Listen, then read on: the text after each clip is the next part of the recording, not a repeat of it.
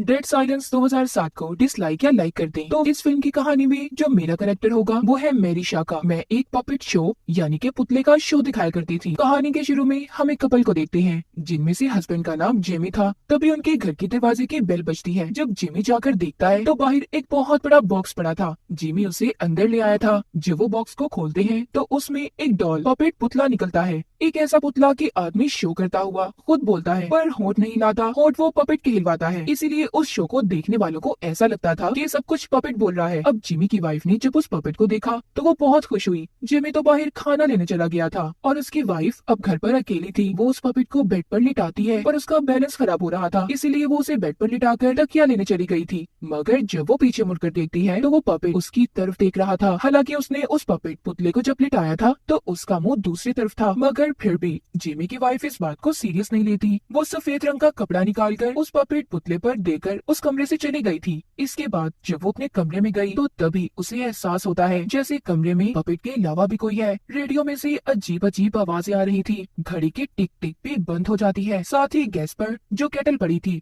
जिसमें चाय बन रही थी उसकी आवाज भी बंद हो गई थी। तभी जिमी की वाइफ को किसी बच्चे के हंसने की आवाज आती है। जब वो उस कमरे में जाती है जहाँ पर उसने पपेट रखा हुआ था, जैसे ही वो उसका कपड़ा हटाती है वो सफेद चादर उस पर लिपट गई थी। किसी काली ताकत ने जिमी की वाइफ को उठाकर दरवाजे के पास फेंक दिया और जब वो भागने की कोशिश कर रही थी तभी उसे एहसास होता है कि उसके पीछे कोई है। कोई अनजान ताकत उसके पाँव कमरे में खींच लेती है। हम सिर्फ जिमी की वाइफ की चीख ही सुन पाते हैं। जिमी भी घर अब वापिस आ गया था। वो अपनी वाइफ को आवाजें लगाता है तो वो उसे बताती है कि मैं अंदर कमरे में हूँ। वो जब कमरे के दरवाजे के पास जाता है जहाँ पर खून ही खून था, वो अपनी वाइफ को फिर से आवाज लगाता है कि तुम कहाँ हो। फिर उसे अपनी वाइफ की यही आवाज आती है कि मैं अंदर हूँ। अब जब वो उस कमरे में जाता है तो वो उस सफेद कपड़े को उठाता है जो उसकी वाइफ ने पपेट पर डाला था। वहाँ पर उसकी वाइफ की लाश थी जिसकी जुबान तक कटी हुई थी। पुलिस भी आकर जिमी को गिरफ्तार करके ले जाती है क्योंकि उन्हें शक था कि उसने अपनी वाइफ को मार दिया। मगर खैर पुलिस को उसके खिलाफ कोई सबूत नहीं मिला था, इसीलिए जिमी को पुलिस छोड़ देती है। वो अपनी वाइफ की मौत की वजह से बहुत परेशान था, इसीलिए अब वो उसी बॉक्स की छानबीन करता है जिसमें पपेट था। तो उसे एक नाम लिखा हुआ मिलता है जो था मेरिशा, जो कि मैं हूँ। और यहाँ से शुरू होती है मेरी कहानी। जिमी ने जब मेरे बारे में पढ़ा तो उसे पता चला कि मैं उसके होम टाउन उसके शहर में ही रहती हूँ, इसीलिए वो जल्दी से मेरे बारे में पता करने अपने डैड के घर आ गया। जब वो वहाँ पर पहुँचता है तो एक बहुत ही खूबसूरत लड़की दरवाजा खोलती है जिसने जिमी को अपने बारे में बताया कि वो उसके डैड की दूसरी बीवी है। वो अपना नाम एला बताती है। दरअसल जिमी को इस बारे में कुछ भी नहीं पता था क्योंकि वो अपने डैड से कभी बात ही नहीं करता था। अंदर जाकर जिमी ने जब अपने डैड को देखा तो वो व्हील चेयर पर बैठे हुए थे। इस बारे में भी जिमी को कुछ नहीं पता था। उसके डैड ने उसे बताया कि मुझे कुछ वक्त पहले हार्ट अटैक आया था लेकिन अब मैं बिल्कुल ठीक हूँ और अब तो मैं गुस्सा भी नहीं करता। तुम मेरे साथ यहाँ पर रह सकते हो। जिमी यहाँ पर अपने डैड से मेरे बारे में पूछता है तो उसके डैड ने उसे जवाब दिया, तुम जानकर क्या करोगी, ये सब पुरानी बातें हैं, भूल जाओ इन सब के बारे में। रात को जब जिमी सो रहा था तो उसके सामने मेरा पपेट आकर बैठ गया। मैंने उसे आवाज लगाई। जब उसने मेरे पपेट की तरफ देखा तो उसकी आंखें हिल रही थी और बहुत ही खौफनाक चेहरा उसके सामने आ गया जो कि जाहिर है मेरा था। जिमी बेचारा डर गया और कमरे की लाइट जला देता है। फिर जब उसने देखा तो वहाँ से मैं जा चुकी थी। अगले दिन जिमी अपनी वाइफ के फ्यूनरल के लिए कब्रिस्तान जाता है। जब वो वापस आ रहा था तो रास्ते में उसने एक बूढ़ी औरत को देखा। जब वो उसके पास जाने लगा तो वो बूढ़ी औरत उसके सामने आ गई। वो बताती है तुम्हारी वाइफ को मेरी शान ने मार दिया, यानी कि वो मेरे बारे में बता रही थी। जिमी सुनकर कहता है क्या, किसने मार दिया? उस औरत ने मुझे खत्म करने का तरीका भी जिमी को बताया कि अगर वो मुझे खत्म करना चाहता है तो उसे मेरे पपेट को दफनाना होगा। तभी वहाँ पर उस औरत का हस्बैंड आ गया जो कि उसी कब्रिस्तान में काम किया करता था। उसे वापस अपने साथ ले जाता है।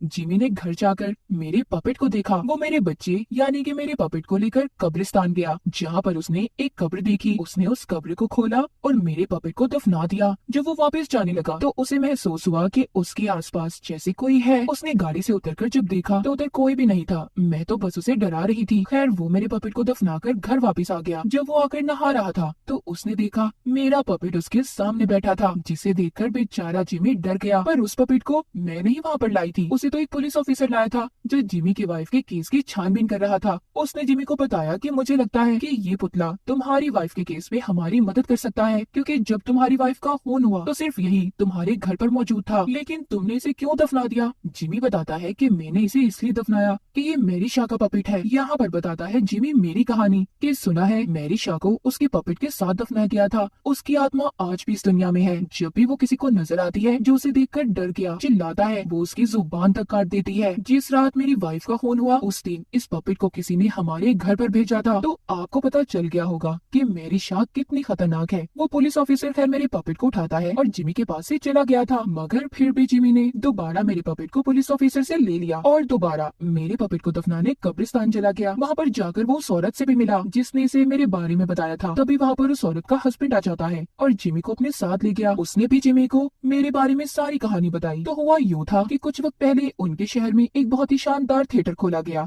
जहाँ पर मैरी शाह यानी कि मैं पपेट शो किया करती थी। एक दिन जब मैं शो कर रही थी तो वहाँ पर एक बच्चे ने मुझ पर इल्जाम लगाया कि जो पपेट मेरा बोलता है वो मैं खुद बोलती हूँ। मेरा पपेट पुतला नकली है, जिस पर मुझे बहुत गुस्सा आया। हालांकि मैंने उस बात को मजाक में उड़ा दिया, पर कुछ दिन के बाद वो बच्चा गायब हो गया और कहीं पर भी नहीं मिला। उस बच्चे की फैमिली ने समझा कि उसे मैंने मार दिया, पर ऐसा नहीं था। लेकिन फिर भी उस बच्चे की फैमिली ने मुझे पकड़ लिया। उस आदमी ने मेरे बारे में जिमी को ये भी बताया कि मैंने मरने से पहले वसीयत की थी कि जो मैंने 101 पुतले बनाए थे उसे मेरे साथ ही दफना दिया जाए। वो ये भी बताता है कि मैं भी एक पपेट बनना चाहती थी और मेरे जिस्म को मरने के बाद ऐसा ही बना दिया गया। मेरी सारी कहानी जानने के बाद जिमी तो वहाँ से चला गया था, पर मेरे पपेट को वहीं पर छोड़ जाता है। कुछ देर के बाद उस बूढ़े आदमी को आवाज आई जिसके घर पर जिमी मेरा पपेट छोड़ कर गया था। उसकी बीवी मेरे पपेट से बातें कर रही थी। वो भागकर पपेट के पास आया और उसे अपने साथ ले जाता है और ये कहता है कि मैं इसे असली जगह पर छोड़ कर आऊंगा। अब जब वो मेरे पपेट को दफनाने जा ही रहा था, वो नीचे बेसमेंट में जाता है जहाँ पर मेरा पपेट उसकी तरफ ही देख रहा था। कुछ देर के बाद मेरी आत्मा भी उसके सामने आ गई। वो आदमी बेचारा देखकर चिल्लाया मुझे, और जो भी चिल्लाएगा उसके साथ बिल्कुल अच्छा नहीं होगा। मैंने उसकी जुबान खींचकर उसे भी मार दिया क्योंकि इसने जिमी को मेरे बारे में बताकर अच्छा नहीं किया था। उधर दूसरी तरफ जिमी उसी थिएटर में पहुंच जाता है जहाँ पर मैं शो किया करती थी। वो पूरी तरह से वीरान था क्योंकि मेरे बाद वहाँ पर किसी ने शो ही नहीं किया। वहाँ जाकर हर जिमी को मेरे बारे में और बातें पता चली कि जो बच्चा गायब हुआ था जिसने मेरा मजाक बनाया था वो कोई और नहीं बल्कि जिमी के दादा का भाई था। ये सब जानने के बाद जिमी दोबारा से अपने डैड के पास गया और उनसे पूछा कि सच क्या है। अब यहाँ पर जिमी को उसके डैड ने मेरे बारे में बताया कि जब तुम्हारे दादा के भाई गायब हुए तो हमारी फैमिली ने मैरी शाह को पकड़ लिया और उसको चिल्लाने पर मजबूर किया, उसकी जुबान तक को काट दिया। जिसके बाद उसकी आत्मा वापस आई, उसने हमारी सारी फैमिली को मार दिया। वो जिसको भी मारती थी उसकी जुबान तक काट दिया करती थी। इसीलिए मैंने तुम्हें खुद से दूर कर दिया ताकि तुम इस श्राप से बच सको। और जब उसने तुम्हारी बीवी को मारा तो मैं जान गया कि कोई भी इस श्राप से नहीं बच सकता।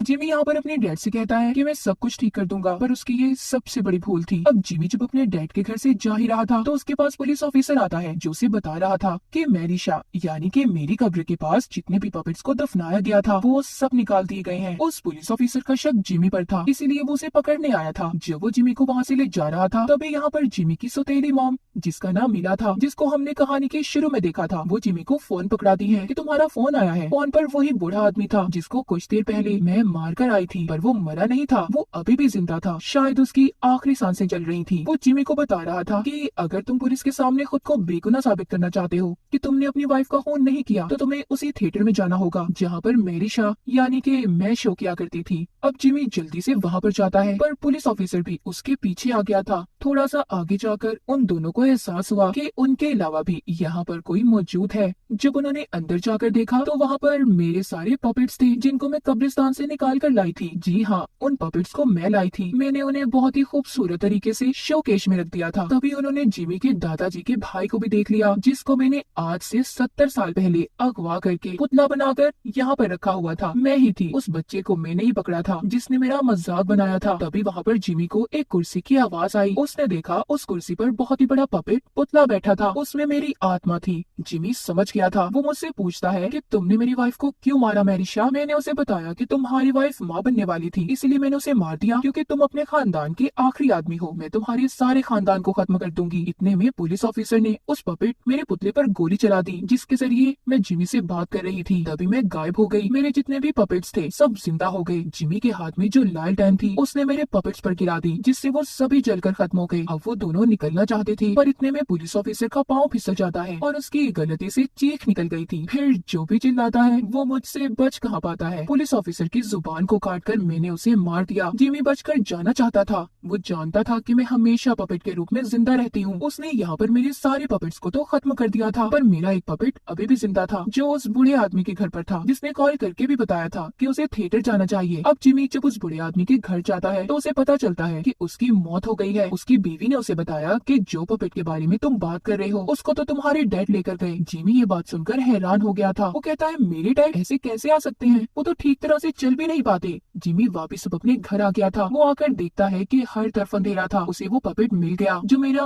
आखिरी पपेट था। जिमी उसे उठा लेता है। तभी मेरी आत्मा भी वहाँ पर आ गई जो कि एक पपेट के रूप में थी। इससे पहले मैं जिमी पर हमला करती, उसने मेरे पपेट को आग में फेंक दिया और फौरन से मेरी आत्मा वहाँ से गायब हो गई। जिमी अपने डैड के पास जाता है जहाँ पर उसे उनकी लाश मिलती है। दरअसल जिमी के डैड को तो मैंने बहुत ही पहले मार दिया था। वो तो सिर्फ उसके डैड की लाश थी जो उससे बातें कर रही थी, वो भी एक तरीके से कि सिर्फ जिमी के डैड के होंठ हिलते थे और आवाज उसकी सौतेली मॉम की थी जिनका नाम मिला था। यहाँ पर जिमी को सारी गेम समझ आ गई। जब उसकी सौतेली मॉम ने उसे फोन दिया तो फोन पर तो कोई था ही नहीं, बल्कि वो खुद बिना होंठ हिलाए बुरे आदमी की आवाज निकाल रही थी, जैसे उसने जिमी के डैड की आवाज को निकाला था। दरअसल जिमी की सौतेली मॉम मैं ही थी, यानी मेरी शाह। मैंने मरने से पहले जो अपना आखिरी पपेट बनाया था वो इतना अच्छा शानदार था, बिल्कुल इंसान जैसा, और वो पपेट इला का ही था जिसको जिमी अपनी सौतेली मॉम समझ रहा था। अगले ही पल मैंने जिमी पर अपने असली रूप में आकर उस पर हमला कर दिया। वो मुझे देखकर डर गया और बहुत जोर से चिल्लाने लगा। फिर मैंने वो किया जो मैं करती थी, मैंने उसकी जुबान काटकर उसे मार दिया। अब उन सब लोगों की तस्वीरें दिखाई जाती हैं जिनको मैंने मारा था, अपना बदला लिया था, सबको मैंने पुतला बना दिया था। मेरी शाह अपना बदला जरूर पूरा करती है। और इसी के साथ इस फिल्म की कहानी यहीं पर खत्म हो जाती है।